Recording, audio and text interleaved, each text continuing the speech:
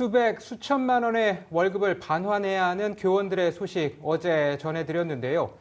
교육부는 8년 전 잘못 만들었던 규정을 이제와 바로잡은 것이란 입장입니다. 반면 피해 교원들은 교육부가 개인에게 책임을 떠넘기고 입맛에 따라 규정을 해석하고 있다고 반박했습니다. 김호정 기자의 보도입니다. 지난 2012년 교육부는 학교 영양사나 상담사 등 교원들의 경력을 80%까지 인정해줬습니다. 이에 따라 당시 교육공무원 경력 환산 규정에는 업무와 동일한 일을 했으면 경력의 80%를 반영했습니다. 그런데 2018년 경기도 교육청의 질의에 경력의 80%를 인정해주라던 교육부가 올해는 경력의 절반만 인정하라며 지금까지 지급한 급여의 차액을 반납하라고 통보했습니다.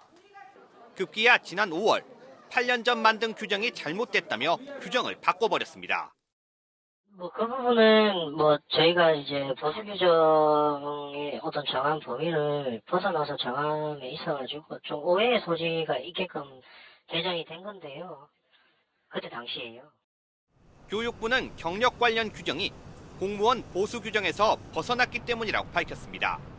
교원 자격증이 있을 때만 경력 80%를 인정하고 나머지 50%만 인정하도록 했는데 이를 잘못 적용했다는 겁니다. 이에 따라 교원 526명을 대상으로 2012년부터 지난 5월까지 더 인정받은 30% 경력에 대한 급여 11억 6천여만 원을 환수하라고 통보했습니다. 해당 교사들은 경력 관련 규정은 공무원 보수 규정에 따른 것이라며 교육부의 결정에 반발하고 있습니다. 유사 직종일 경우에는 교육부 장관이 인사혁신처장과 협의해서 100%까지 경력을 인정할 수 있다라는 그 비고란의 규정이 있어요. 그래서 그 비고란의 규정에 터잡아서 100%까지 인정할 수 있으니까 80%를 인정하는 것으로 예규를 만들었던 거였거든요. 아울러 업무 경력을 최대 100%까지 인정해준 민간과의 형평성 문제도 고려해 이를 예규에 반영하도록 한 것이라고 해석했습니다.